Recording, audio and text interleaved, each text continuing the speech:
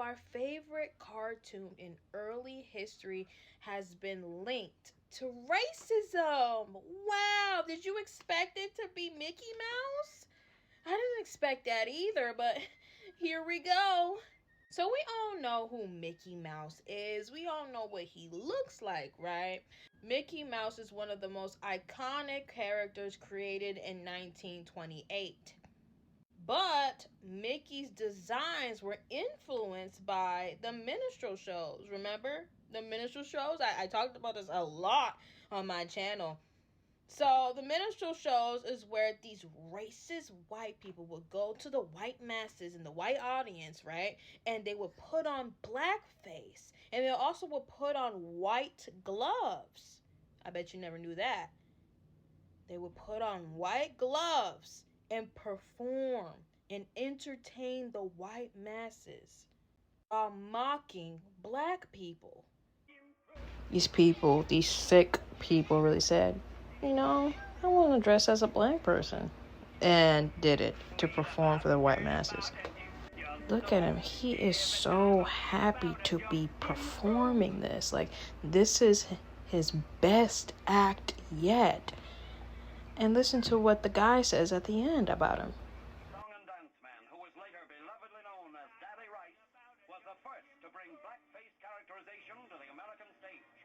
Did you know that they would use grease paint to make their faces black and also from a black cork?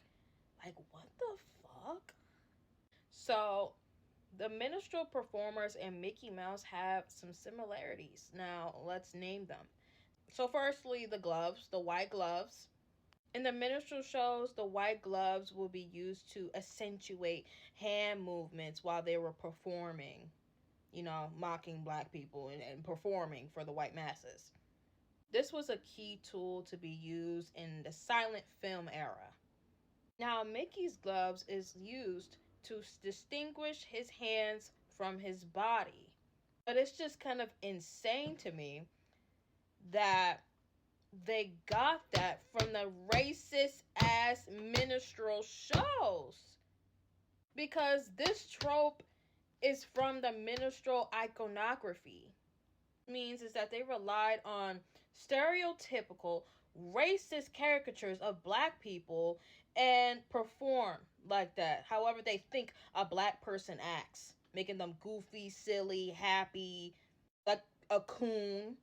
Mickey's wide, exaggerated eyes and large, grinning mouth resembles a painted on features these minstrel performers would put on to mock black people.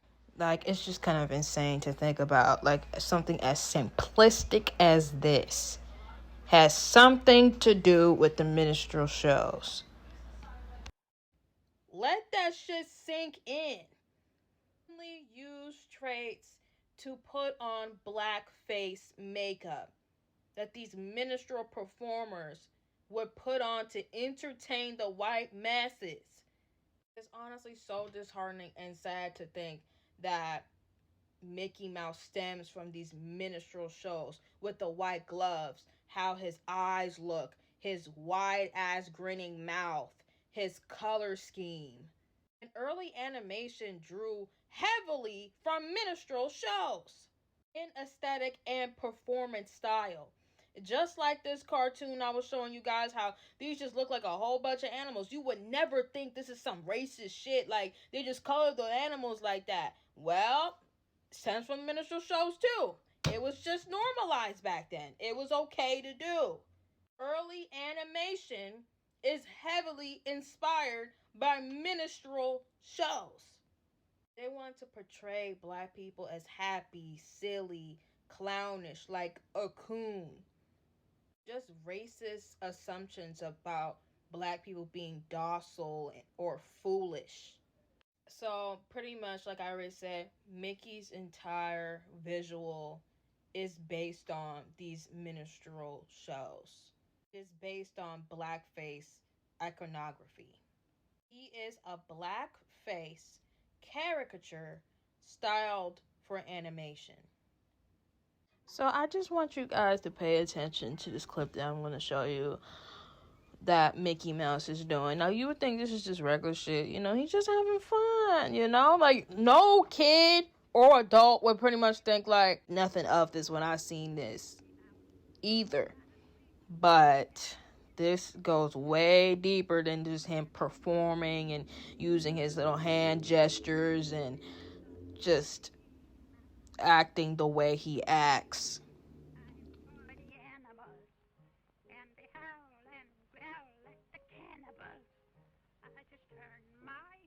So you would just think, you know, Mickey's just having fun. Like I was already saying, just being Mickey Mouse.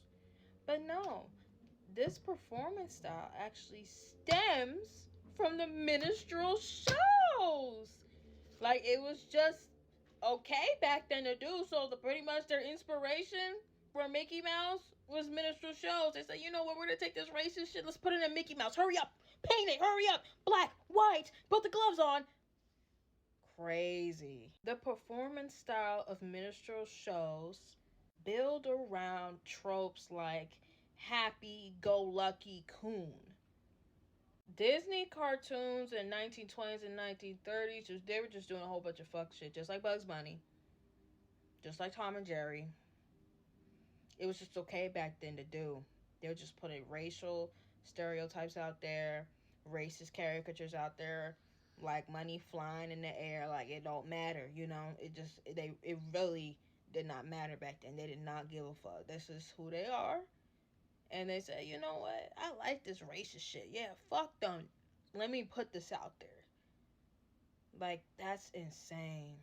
A lot of these characters have some racist history. And we gotta uncover it. We gotta uncover it all, guys. Any video suggestions, please let me know in the comments. There's even a Mickey Mouse episode called Mickey's Melodrama, and he goes in there into Uncle Tom's cabin. And I'm wondering if they meant it as a derogatory term, which is an enslaved African American man who would basically be subservient to white people and be submissive to white people. Uncle Tom would basically be an enslaved black person that will betray their racial group to get favor with the dominant culture, meaning white people. Okay, so why did he react like that to his hair? So that's kind of weird. So like I was saying, early Mickey, he's mischievous, chaotic, musically talented, often dancing. It's reflected at the performance style of minstrel characters, building around tropes like happy-go-lucky coon, like I already said, right? So you can see the blackface. You can see the racist stereotypes that'll be right in our faces. It's just horrible. The white gloves that these characters would wear, just like they would wear at the minstrel shows. That is the point. He is a blackface caricature styled for animation. Mickey Mouse creators were inspired by these minstrel shows. These wide, exaggerated eyes and large, grinning mouth resembles the painted-on features of minstrel performers of blackface makeup. It's just honestly crazy to think about. Like, I never would have thought, like, especially because they're animals, I would never think, oh, this is some racist stuff. It just gets deep. I see they even added another black stereotype. She's wearing blackface, this fucking cow with the gloves, running with a child. Like, this is just disgusting. Warner Brothers also did this with Bugs Bunny and Elmer Bud. I already talked about this in my last video, but this was really just the times, and it was just okay to do.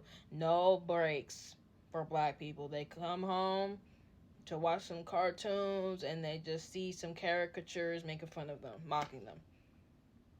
The creator said, yup, this is a good idea. I love this shit. Love it. Stems from these minstrel shows, these racist minstrel shows. I don't care. I'm inspired based off a whole character that's iconic to this day. Black kids could never come home and just have a peace of mind. Gotta deal with racism from out there. Gotta deal with the racism in your own house, on the TV your parents pay for with their hard-earned money. It's just shocking, and it's just honestly sad that something as iconic as Mickey Mouse, it's just another one bites the dust. Okay, so we pretty much start off with Mickey, and he's traveling to Africa. And as you can see, his dog gets scared, and they end up being captured by native cannibals. And look how they want to make them look all savage and pitchforks up his booty hole. Like, it's crazy. Like I said, you would never really think, because especially since this is a black and white film, you would never think anything of this shit. But it actually is to, of course, to make sure black people get mocked. And it also features blackface. But they made it also in the style of African natives, drawn with exaggerated lips, bones and hair, and animal-like behavior. Like, this is sick. Look. Of course, they had to make sure to add the gloves in there, you know, to represent the minstrel shows. And it's just, they're just really making Africans look like savages and cannibalistic. And this is like the same thing I saw from Jungle Jitters, which I will insert a clip of what I'm talking about. This is just a common trope that these cartoons like to put out. And as you can see, when he's using an instrument to stir Mickey in the soup and to taste it, I guess Mickey used the instrument to make the cannibalistic wild African tribe to get distracted so he can escape.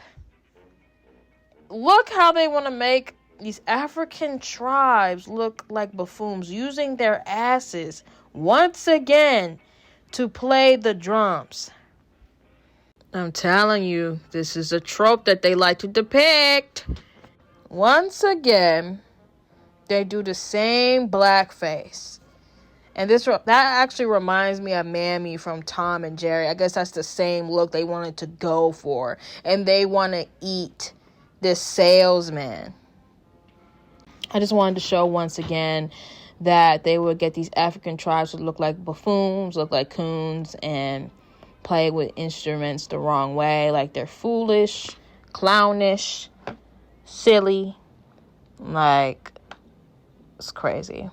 This is just like how they want to depict black people when they would wear the black face in those minstrel shows. Okay, so in this episode, Mickey Mouse saves a native from cannibals this episode, and this is called Mickey Man's Friday.